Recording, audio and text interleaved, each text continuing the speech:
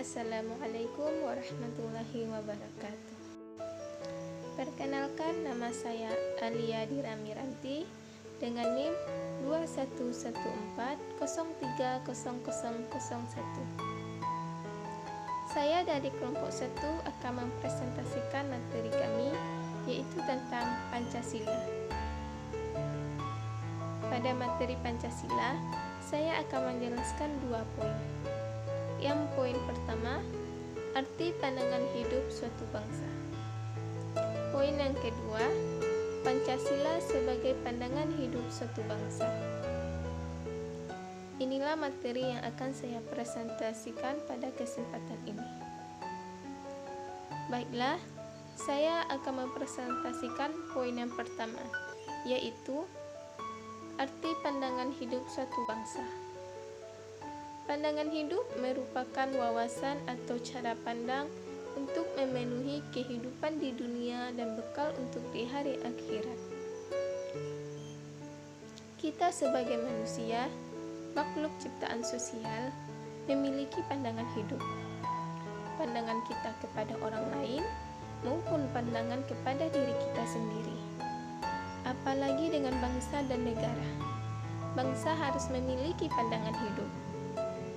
Dengan pandangan hidup, suatu bangsa akan dengan mudahnya memandang masalah-masalah atau persoalan-persoalan yang terjadi. Suatu bangsa akan dengan mudah mencari solusi, menyelesaikan, dan untuk memecah belahkan segala masalah yang dihadapi. Dan juga suatu bangsa akan memiliki pedoman dan juga pegangan. Tanpa pandangan hidup, suatu bangsa akan dengan mudahnya terombang-ambing. Jadi dapat kita ambil kesimpulan bahwa pandangan hidup suatu bangsa merupakan intisari dari nilai-nilai bangsa tersebut dan diyakini kebenarannya yang berdasarkan pengalaman sejarah dan telah menimbulkan tekad bagi bangsa tersebut. Baiklah, masuk kepada poin yang kedua, yaitu Pancasila sebagai pandangan hidup suatu bangsa. Pancasila sebagai pandangan hidup suatu bangsa mengandung makna bahwa semua kegiatan bangsa Indonesia sehari-hari harus sesuai dengan Pancasila. Karena Pancasila memberikan pancaran serta arah kepada setiap orang Indonesia tentang masa depan yang ditempuhnya. Pancasila sebagai pandangan hidup suatu bangsa tertuang dalam kelima sila Pancasila. Sila yang pertama, ketuhanan yang Maha Esa. Sila yang kedua, kemanusiaan yang adil dan beradab. Sila yang ketiga, persatuan Indonesia. Sila yang keempat, kerakyatan yang dipimpin oleh hikmat kebijaksanaan dalam permusyawaratan perwakilan. Dan sila yang kelima, keadilan sosial bagi seluruh rakyat Indonesia. Saya akan menjelaskan satu persatu dari kelima sila tersebut. Sila yang pertama, ketuhanan yang Maha Esa. Kita sebagai warga negara Indonesia mempercayai dan bertakwa kepada Tuhan sesuai dengan agama dan kepercayaan kita masing-masing. Sehingga kita harus saling menghormati antar umat beragama untuk bisa menciptakan kehidupan yang rukun. Seperti kita menghormati agama orang lain, menghargai ibadah agama orang lain. Kita tidak boleh saling mencela antara sesama. Sila yang kedua yaitu kemanusiaan yang adil dan beradab. Kita sebagai warga negara Indonesia diminta untuk bisa saling memahami bahwa manusia itu memiliki derajat yang sama. Kita sebagai warga negara harus memiliki sikap yang peduli antara sesama, harus memiliki sikap kemanusiaan. Kita harus saling menyayangi, menjaga, dan menghormati antara sesama, bekerja sama dalam mendamaikan negara. Kita harus saling kerjasama, harus saling bantu-membantu. Jika yang lain membutuhkan, kita harus membantunya. kita harus memiliki sikap kemanusiaan, sikap peduli kepada sesama. Sila yang ketiga yaitu Persatuan Indonesia. Kita harus bisa menempatkan kesatuan, persatuan, dan kepentingan negara dari kepentingan masing-masing. Kita harus memiliki sikap atau individu yang rela berkorban demi negaranya, mencintai negaranya, mencintai tanah air, dan memiliki rasa yang bangga kepada bangsa. Kita harus bisa menanamkan sikap-sikap tersebut dalam diri kita. Sikap mencintai bangsa, mencintai tanah air, mencintai negara, sikap rela berkorban. Sila yang keempat, kerakyatan yang dipimpin oleh hikmat kebijaksanaan dalam permusyawaratan perwakilan. Dalam sila keempat ini, kita harus bisa menerima apa pendapat orang. Kita tidak boleh berpendapat sendiri. Kita tidak boleh egois. Kita tidak boleh memaksakan kehendak kita sendiri. Kita harus mendengar juga apa pendapat orang lain, apa kehendak orang lain. Karena perbedaan pendapatlah, karena antara ego, karena antara memaksakan kehendak, akan terjadilah perpecahan, akan terjadi perselisihan, akan terjadi perdebatan, dan akan timbullah berbagai masalah.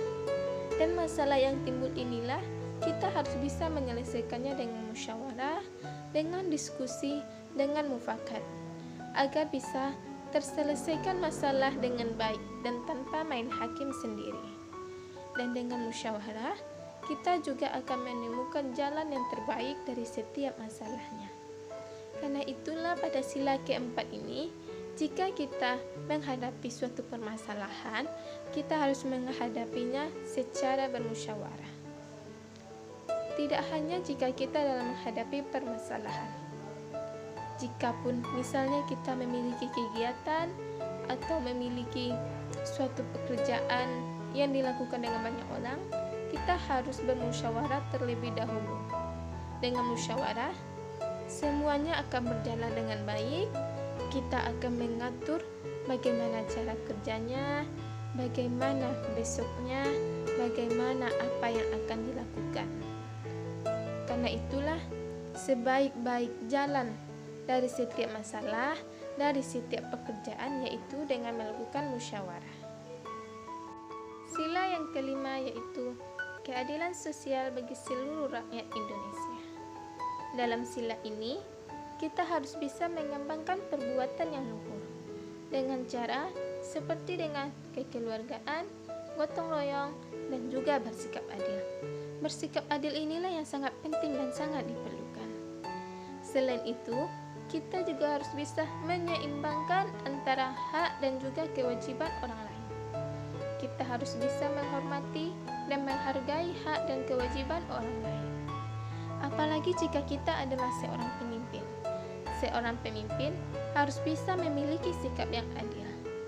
Kita harus bisa mengambil keputusan, mengambil langkah sesuai dengan apa yang terjadi dan berdasarkan keadilan.